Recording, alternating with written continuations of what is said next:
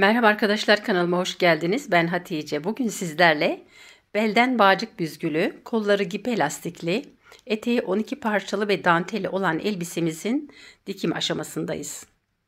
Öncelikle dikerken astarımızı elimize aldım. Arka dikiş payı 2,5 santimde, 2,5 santimden arka orta dikişini dikiyorum. Omuzlarına pens yapmıştım.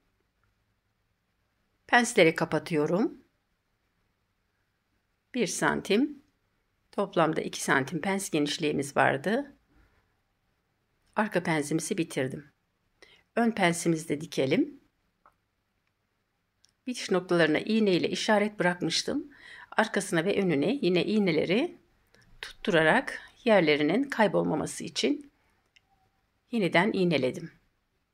Omuz kısmında 3,5 santim pens derinliği vardı. Göğüs üzerinde bitecek şekilde bitiriyorum.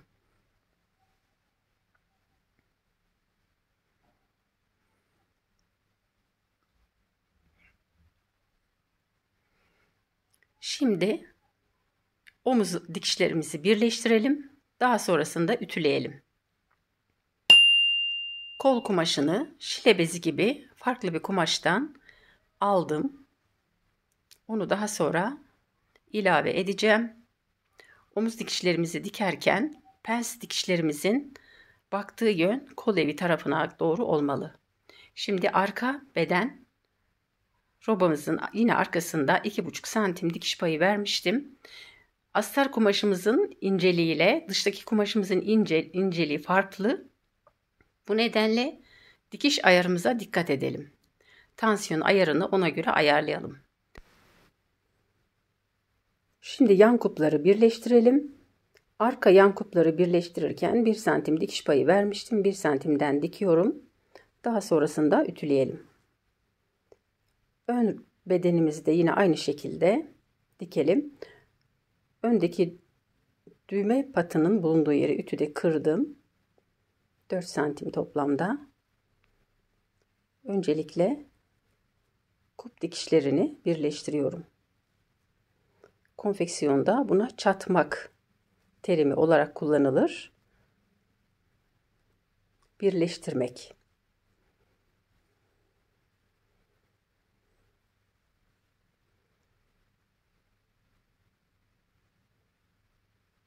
Dikişimizi bitirdim. Şimdi ütüleyelim.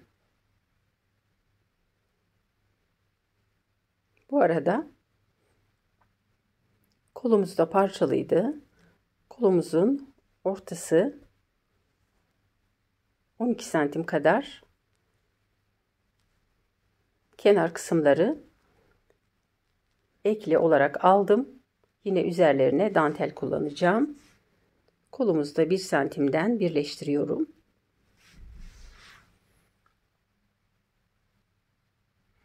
Diktiğimiz yerlere overlocklarını çekiyorum. Ütüledim, geldim. Kumaşımın inceliğini görüyorsunuz. Bedendeki astarımın inceliği ile koldaki astarımın inceliği farklı olacağı için kolda şile bezi kumaş kullanacağım.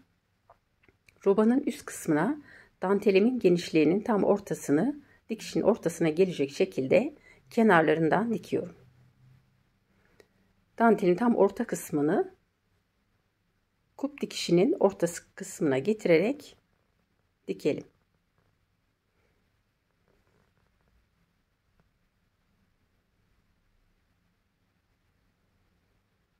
Arka bedeni de yine aynı şekilde, ön bedeni de bu şekilde devam edelim.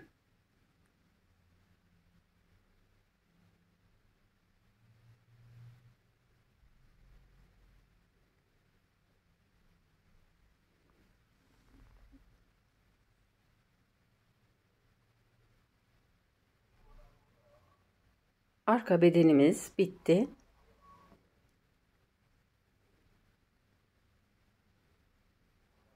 Dantelimin son parçasını da diktikten sonra omuzları birleştirelim.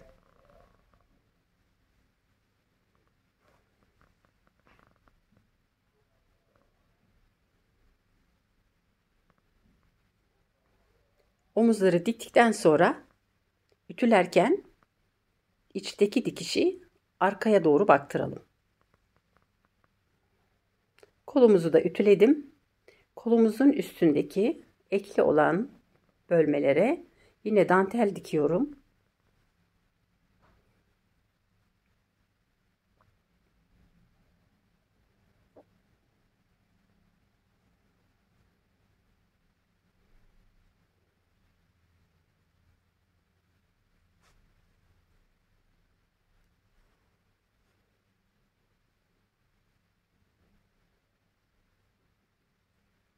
Kolumuzun çıt attığım bölgelerde keserken çıt atmıştım.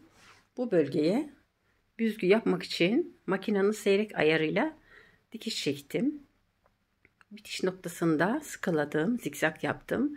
Şimdi omuz büzgüsünü aldım. Kolumu takıyorum.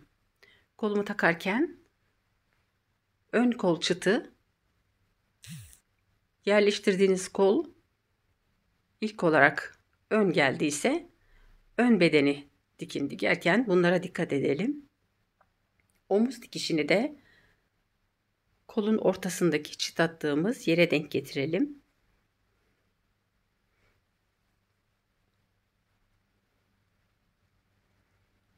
Büzgülerimizin büzgü formunu bozmadan elimizle de büzgülerimizi ayarlayarak dikelim. İlk başlayanlar için bu şekilde dikmek zorunuza gidiyorsa kolu üste de alarak dikebilirsiniz. Ama alta alarak diktiğinizde yedirme olasılığı çok daha rahat olacağı için bu şekilde takıyorum. Şimdi kolumuzun kumaşının astarının farklı olduğunu söylemiştim. Tepesine büzgüsünü çektim. Şimdi kol ağzının ucuna dantelini dikiyorum. Dantelimi ikiye böldüm tam ortasından ve diktim. Dantelimin genişliğini kullanmadım. İp elastiğini masuraya elimle sardıktan sonra masurayı taktım. Kol ucunda ne kadar boşluk bırakmak istiyorsanız ben 3 santim bıraktım. Aralıkları 1,5 santim. 1 santim de yapabilirsiniz. Lastiğimi çekiyorum. Dilediğiniz genişlikte çekebilirsiniz. Ben 5 sıra lastik çektim.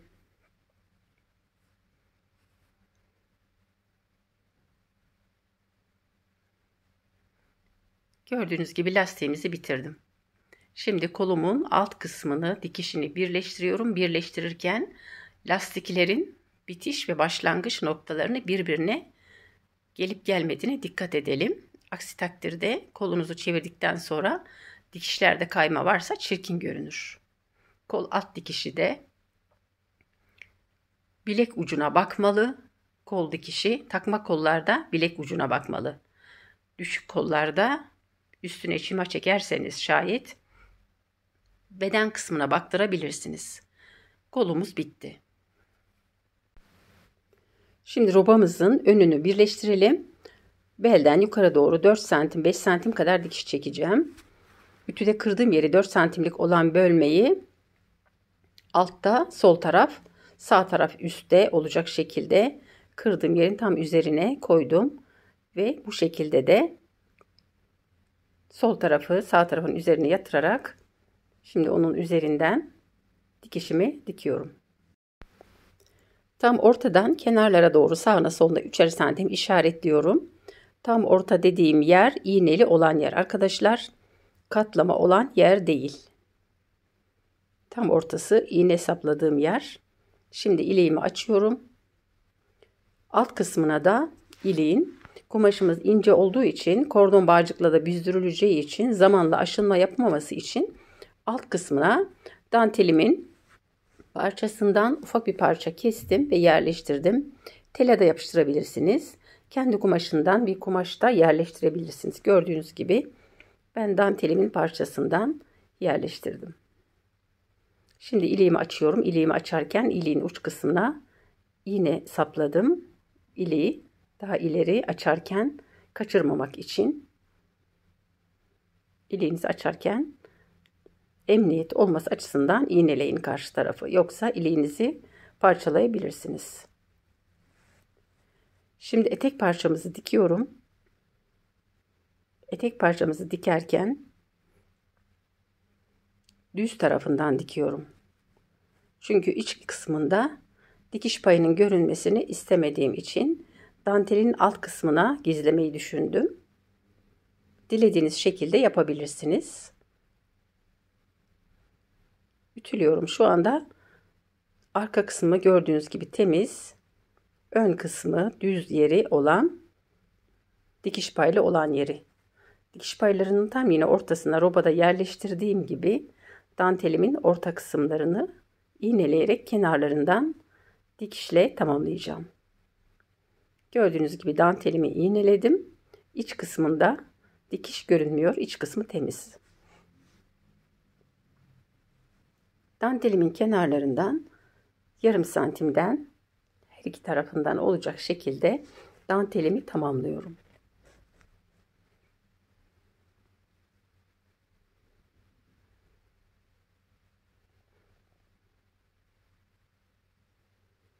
Sizler dikiş dikerken nerelerde zorlanıyorsunuz? Bana yorumlar bölümünden yazabilirsiniz.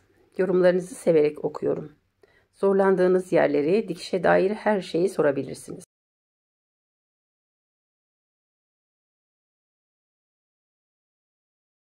Sizler neler dikiyorsunuz? Bana anlatın. Eteğimi bitirdim. Belinin büzgü dikişini çektim ve büzdürdüm. Robamın keserken kuplarının olduğu yere ve yan taraflarına 3'er santim büzgü payı bırakmıştım. Şimdi robanın patının bulunduğu yere kol ağzında diktiğim gibi dantelimin yarısını kestim. Yarısını sağ tarafına patın, yarısını da sol tarafa diktim. Patın bulunduğu bölgeyi bu şekilde tamamladım. Ön bel genişliği, bolluklu hali 56 santim. Bir yandan diğer yana kadar 112. Eteğimi 112 santime göre büzdürdüm. Önü öne gelecek şekilde yan dikişleri gelecek şekilde iğneledim. Gördüğünüz gibi yerleri kaymayacak şekilde iğneledim. İlk başlangıç için zorunuza giderse tel yapabilirsiniz. Şimdi büzgülerimin tam üzerinden büzgü formlarımı bozmadan elimde de toplu iğne ile büzgü formunu düzenleyerek beldeki dikişimi çekiyorum.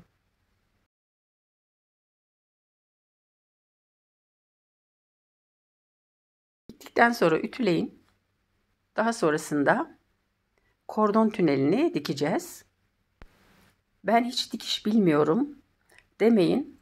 Benimle birlikte siz de başlayın. Videoyu durdurarak anlamadığınız yerleri yavaş konumda izleyerek sizler de yapabilirsiniz. Cesaretinizi toplayın ve benimle birlikte yapın. İçten ve dıştan elbisemi ütüledikten sonra şimdi tünelini ölçüsünü aldım. Belimin ölçüsü 112 santimdi. Arada 6 santim kordon açıklığı var. 103 santime göre kestim. Uç kısımlarını katladım. 5 santim genişliğinde kestim. Birer santim kenarlardan ütüyle kırdım.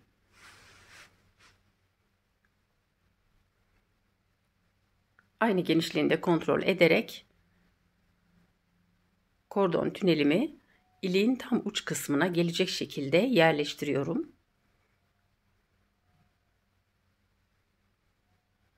İğneleyin ya da teyelleyin.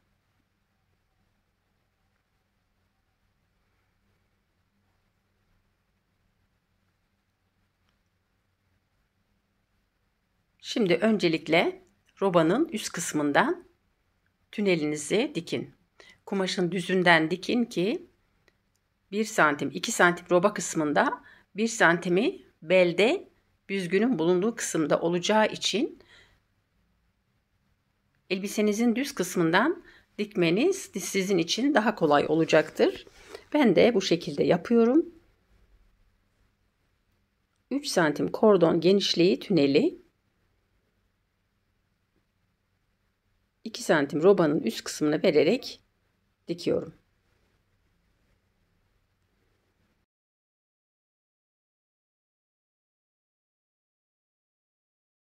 Şimdi alt kısmını dikiyorum.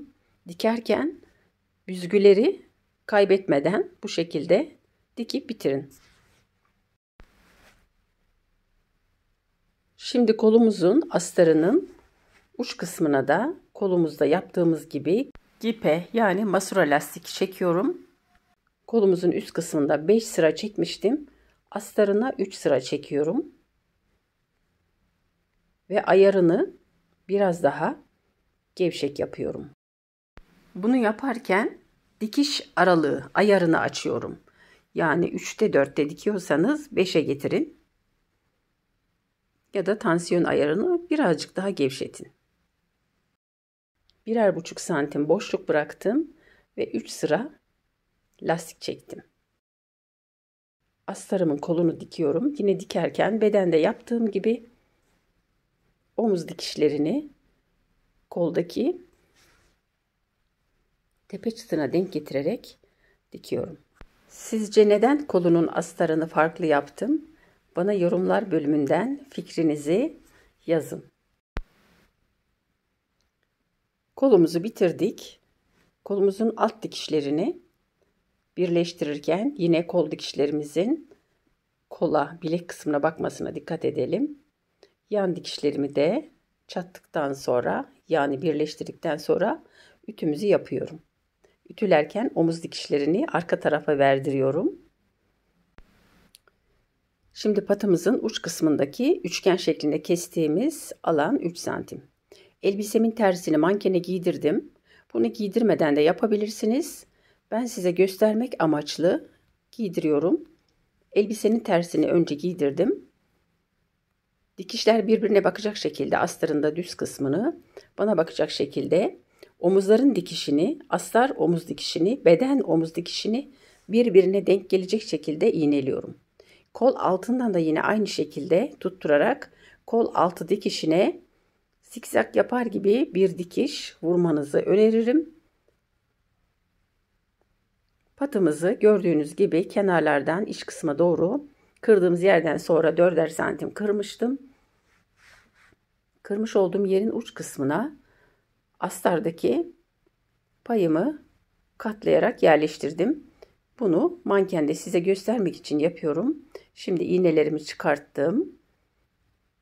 Yakanın ucundan tutuyorum. Elbisenin tersini çevirdim. Çevirdiğim noktayı bırakmadan gördüğünüz gibi aşağıya kadar patın uç kısmına kadar dikip bitiriyorum. Patın uç kısmında çapraz şekilde atmış olduğum çıtın olduğu bölgeye kadar dikiyorum ve orada bitiriyorum. Diğer tarafı da aynı şekilde. İlk yapanlar için zorlanırsanız iğneyi çıkartmadan bu şekilde öncelikle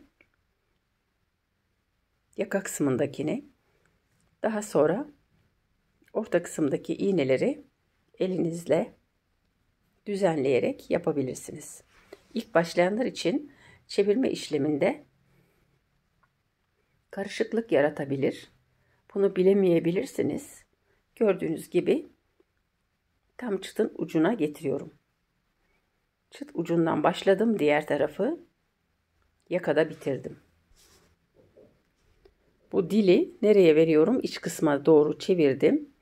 İç kısımda yine alttan çevirip dikebilirsiniz. Şimdi yakayı sabitliyorum. Astarın yakasını bedene sabitliyorum. Yan dikişi iğnelemiştim. Tekrar görmeniz açısından bir daha gösteriyorum. Yan dikişe de iğnelediğim yeri tutuyorum. Ters çevirdim. Dikişleri birbirine denk getirerek sadece bir ponterez yani bir zikzak dikişi atacak kadar yarım santimlik bir mesafede zikzak yapın, bırakın. Bu şekilde iğneleyin. Kolun alt kısmından 1 santim aşağısından gördüğünüz gibi sadece zikzak yapıp bıraktım. Kolumun düzünü çevirdim. Şimdi astarımı kol ucuna sabitlemem gerekiyor. Astarı da tam ucundan, dantelin uç kısmından diktim. Yaka biyesini ütülüyorum. 5 santim genişliğinde verev kesebilirsiniz. kumaşınız kurtarıyorsa enine de kesebilirsiniz. Verev olursa daha iyi olur. Öncelikle 1 santim, daha sonra 1 santim kırdım. Kırdığım yerin tam ortasına yakamı yerleştirdim. 1 santim kadar fazlalık bıraktım ve bunu içe çevirdim. Daha sonra katladım. Gördüğünüz gibi yakanın uç kısmı bu şekilde temizlenmiş oldu. Şimdi uç kısmından başlarken yakanın uç kısmından yukarıdan başladım aşağıya doğru. Daha sonra yaka evinin çevresine gelecek şekilde devam ediyorum. Bedeni yakanın biyesinin tam ortasına, kırdığım yerin ortasına gelecek şekilde yerleştiriyorum. Böylelikle üstteki dikişi de alttaki dikişi de aynı anda dikmiş oluyorum. Bu şekilde zorlanırsanız öncelikle içten dikip daha sonra üste doğru çevirebilirsiniz. Bu gibi çalışmalar kanalımdaki diğer videolarımda mevcut. Gördüğünüz gibi yakayı da bu şekilde diktim ve bitirdim. Gördüğünüz gibi şimdi eteğimi, astarımın eteğini dikiyorum. 2 santim katlama payı, 1 santim katladım. Daha sonra 1 santim daha katlandığı için katlanan yer molalı geliyor. Çünkü daha geniş. Bu yüzden sol elimi katladığım yerin iç kısmına yerleştirerek alt kısmı bana doğru çektiriyorum ki üst taraf rahatlıkla otursun. Gördüğünüz gibi hiçbir şekilde burulma yok. Şimdi robamızdaki patımızın önüne iliğimizi açalım.